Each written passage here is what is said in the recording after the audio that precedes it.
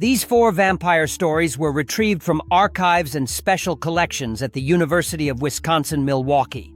Thanks to the staff of the entire library system, especially when someone comes in asking for local vampire stories. The Brady Street Encounter, 1985. Jeff Michaels. I ain't much for writing, but after what happened outside Wolski's, my hands are still shaking while I put this down. I'm Jeff Michaels, been working at the Allen Bradley factory since '70. Started on the line, now I'm a shift supervisor. Got 2 kids in high school, divorced 3 years now. Regular guy, you know? It was Thursday night, payday. Me and some of the boys from the plant were at Wolski's like usual. Jimmy, Stan, and Pete had left around midnight, but I stayed for one more old style. The Brewers had lost again, and I wasn't in no hurry to get back to my empty apartment on Humboldt. Must have been around 1 a.m. when I finally headed out. It was one of them crisp October nights, leaves crunching under my steel toes. I was cutting through the side streets off Brady, past all them old Polish flats. The streetlights were acting funny, flickering like they was trying to tell me something in Morse code. That's when I seen her, this lady standing in front of St. Hedwig's. At first, I figured maybe she was one of them artsy types from the riverside, or maybe someone from one of them historical tours. She was wearing this dress that looked like something from my babcia's old pictures, all black lace and high collar. But something wasn't right. The way she was standing, too still, like one of them department store mannequins. Then she moved. Jesus, Mary, and Joseph, how she moved. One second she's by the church steps, next second she's right in front of me. Didn't walk, didn't run, just was there. Her face. God help me, her face. Skin whiter than factory paper. Eyes like something out of a cat's face, but red as brake lights. When she smiled, I saw them fangs, sharp as drill bits. The air got so cold my breath came out like smoke. She reached for me with hands like ice. I felt her nails, more like claws, scratch my neck. Still got the marks. That's when the church bell struck 1, and I swear that sound made her flinch. I ran like I was 20 again, all the way home. Found my old rosary that night and ain't taken it off since. Quit drinking for 6 months after that. Started going to St. Hedwig's every Sunday, lighting candles for my mama's soul. The guys at work noticed the change, figured I'd joined AA or something. Let them think that. Better than telling them the truth. These days, I'm back at Wolski's sometimes, but never alone. Never after midnight. Still work at what's now Rockwell, but I switched to day shift. Some things you just can't explain away. And some nights are better spent at home behind locked doors with the TV on and all the lights burning. The Miller Park Maintenance Tunnel Incident, 1998. Thomas Rodriguez, I've been with the stadium maintenance crew for 12 years, starting back at County Stadium. Know every inch of these tunnels like my own house. Never been one for ghost stories or that kind of nonsense. Until last week. I was doing final checks after a night game against the Cubs. Most folks don't know there's almost 5 miles of service tunnels under the stadium. Usually have my crew with me. But Martinez called in sick and Johnson was on vacation.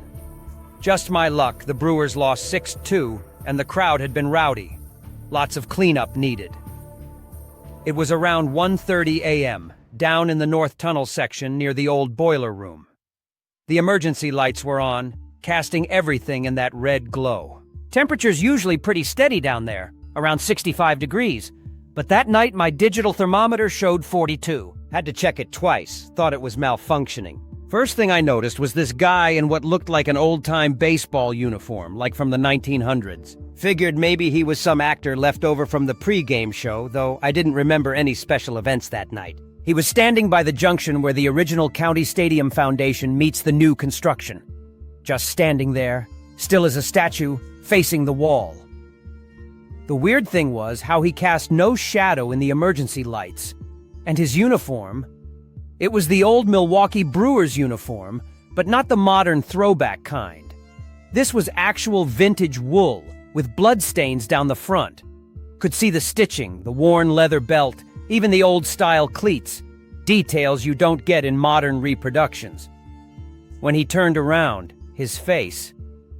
Christ. His eyes were solid black, like looking into empty sockets.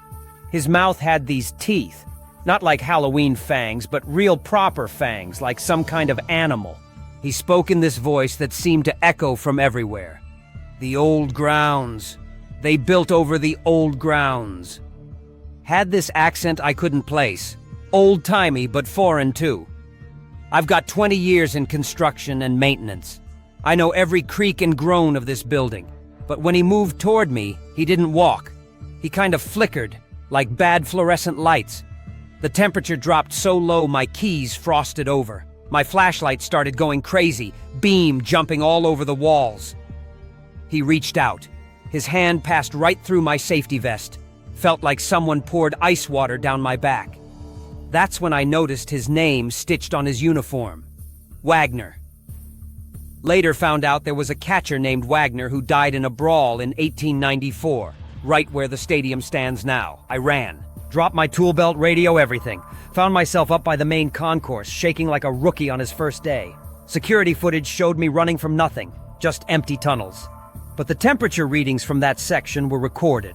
Dropped 30 degrees for exactly 7 minutes. Started researching after that.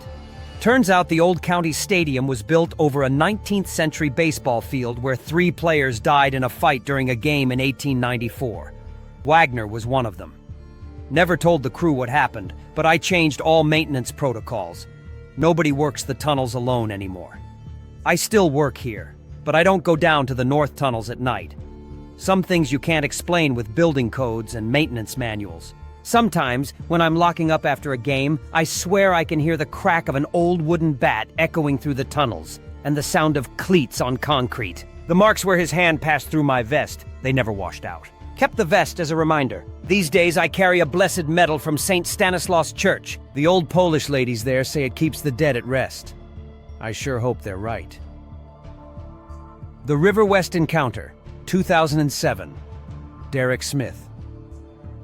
You guys know I usually post about gigs and gear, but this is different. Been trying to write this for a week now. Had to get my head straight first. Or maybe as straight as it's gonna get after what happened. Some background. I'm just your typical River West musician.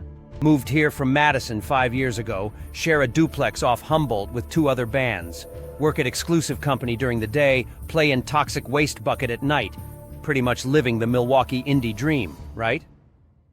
Last Thursday, we were playing a late set at the River West Public House. Good crowd, mostly locals. We'd just finished our new song, Cannibal Boyfriend. Yeah, ironic now. And I was loading out around 2 a.m. The fog was rolling in thick off the river, like nature's smoke machine. I was taking my Les Paul to the van parked on Center Street. It's a '76 Custom, my baby. Saved up for 2 years to buy it.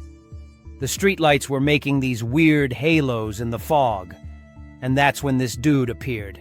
At first, I thought he was just another scene kid. You know the type, trying too hard to look like Robert Smith. But something was off. He asked about my guitar, had this weird accent I couldn't place. Not like German or Polish weird, but something older. When I turned to answer, his face... Fuck, man. It was like looking at death itself. Skin like paper. But you could see things moving underneath. Eyes black as pitch, but with these red pinpoints in the centers. His fingers were too long. Joints bent in ways that human fingers don't bend. He moved like a spider, all wrong angles. When he tried to grab me, I stumbled back. Here's the thing.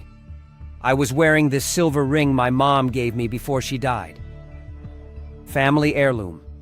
Real old Polish silver. Where it touched him, his skin actually sizzled. Made this sound like bacon hitting a hot pan. And this smell like burning meat, but wrong. The weird part? Well, weirder part? He knew things. Started talking about my mom, about the night she died in hospice. Things nobody could know. Said he was there, said he's always there at the end. Then he smiled and Jesus. His teeth were like needles, row after row of them. I ran. Left my guitar case right there on the sidewalk. Made it to Fuel Cafe where my buddy Mike works late shifts. Spent the rest of the night there, drinking coffee and shaking. When we went back at dawn, my guitar case was there, but it had these weird marks on it, like claw marks, but deeper. I'm not playing any more late shows for a while, sticking to afternoon gigs at Linneman's. Started wearing crosses too, not the cool metal ones, actual blessed ones. Got them from that little Catholic shop on Lincoln. The guys in the band think I'm losing it, but they weren't there. Changed our band name too. We're Silver Cross now. Yeah, not subtle, but fuck subtle. Started writing different kinds of songs. That thing took my old life, but maybe it gave me something too. A purpose. A warning. Something. Got cameras installed outside our practice space. Holy water in my guitar case. Research books from that weird occult shop on KK. My girlfriend left, says I'm obsessed. Maybe I am. But I know what I saw, and I know it's still out there. If you're reading this and you play late shows in River West, watch yourself.